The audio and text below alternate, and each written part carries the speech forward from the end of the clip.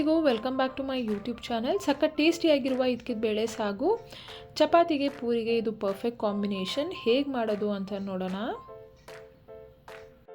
ಇಲ್ಲಿ ಒಂದು ಪ್ಯಾನಿಗೆ ಸ್ವಲ್ಪ ಎಣ್ಣೆ ಕಾದಿದ ನಂತರ ಸಾಸಿವೆ, ಹೆಚ್ಚಿರುವಂತಹ ದಪ್ಪ ಸೈಜ್ 2 ಈರುಳ್ಳಿನ ಹಾಕೋತಿದ್ದೀನಿ. ಈಗ ಈರುಳ್ಳಿ ಎಲ್ಲನೂ ಚೆನ್ನಾಗಿ ಫ್ರೈ ಮಾಡ್ಕೋಬೇಕು.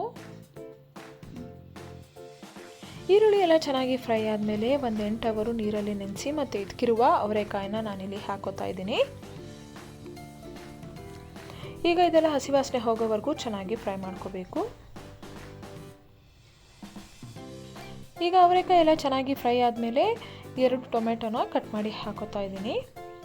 ಈಗ ರುಚಿಗೆ ತಕ್ಕಷ್ಟು ಉಪ್ಪನ್ನ ಹಾಕಿ ಚೆನ್ನಾಗಿ ಅದನ್ನು ಕೂಡ ಫ್ರೈ ಮಾಡ್ಕೊತಾ ಇದ್ದೀನಿ. ಈಗ ಅವರೆಕಾಯಿ ಟೊಮೆಟೊ ಎಲ್ಲ ಚೆನ್ನಾಗಿ ಫ್ರೈ ಆದಮೇಲೆ ಅದಕ್ಕೆ ಬೇಯೋದಕ್ಕೆ ಸ್ವಲ್ಪ ನೀರು ಹಾಕಿ ಒಂದು ಲಿಡ್ನ ಕ್ಲೋಸ್ ಮಾಡಿ ಚೆನ್ನಾಗಿ ಬೇಯಿಸ್ಕೋಬೇಕು. ಈಗ ಮಸಾಲ ರೆಡಿ ಮಾಡ್ಕೊಳ್ಳೋದಕ್ಕೆ ಮತ್ತೊಂದು ಪ್ಯಾನಿಗೆ ಸ್ವಲ್ಪ ಎಣ್ಣೆ, ಒಂದು ಏಲಕ್ಕಿ, ಚಕ್ಕೆ, ಸ್ವಲ್ಪ ಒಣಮೆಣಸಿನ್ಕಾಯಿ, ಬ್ಯಾಡಗಿ ಮೆಣಸಿನ್ಕಾಯಿ, ಕಾಳು ಮೆಣಸು, ಗೋಡಂಬಿ, ಸ್ವಲ್ಪ ಶುಂಠಿ ಬೆಳ್ಳುಳ್ಳಿ, ಒಂದು 3 ಇಂದ 4 ಹಸಿಮೆಣಸಿನ್ಕಾಯಿ, ಸ್ವಲ್ಪ ಹುರ್ಗಡ್ಲೆ, ಸ್ವಲ್ಪ ಧನಿಯಾ ಎಲ್ಲನೂ ಹಾಕಿ ಮೀಡಿಯಂ ಫ್ಲೇಮಲ್ಲಿಟ್ಟು ಚೆನ್ನಾಗಿ ಫ್ರೈ ಮಾಡ್ಕೋಬೇಕು. ಈಗ ಇದೆಲ್ಲನೂ ಚೆನ್ನಾಗಿ ಫ್ರೈ ಆದಮೇಲೆ ಅದಕ್ಕೆ ಸ್ವಲ್ಪ ಕಾಯಿ ತುರಿನ ಹಾಕ್ಕೊಂಡು ಫ್ರೈ ಮಾಡ್ಕೋತಾ ಇದ್ದೀನಿ. ಕೊಬ್ಬರಿ ಇದ್ದರೆ ಕೊಬ್ಬರಿನ ಕೂಡ ಹಾಕೋಬೋದು ಕಾಯಿ ತುರಿ ಬದಲು. ಈಗ ಇದೆಲ್ಲನೂ ತಣ್ಣಗಾಗೋದಕ್ಕೆ ಬಿಟ್ಟು ಒಂದು ಮಿಕ್ಸಿ ಜಾರಿಗೆ ಎಲ್ಲನೂ ಹಾಕೋತಾ ಇದ್ದೀನಿ. ಈಗ ಇದಕ್ಕೆ ಸ್ವಲ್ಪ ನೀರು ಹಾಕಿ ಚೆನ್ನಾಗಿ ರುಬ್ಕೋಬೇಕು. ಈಗ ಈ ರುಬ್ಬಿರುವ ಮಸಾಲನ ಬೇಯ್ತಿರುವ ಕಾಳಗೆಲ್ಲನೂ ಹಾಕಿ ಚೆನ್ನಾಗಿ ಮಿಕ್ಸ್ ಮಾಡ್ಕೋಬೇಕು.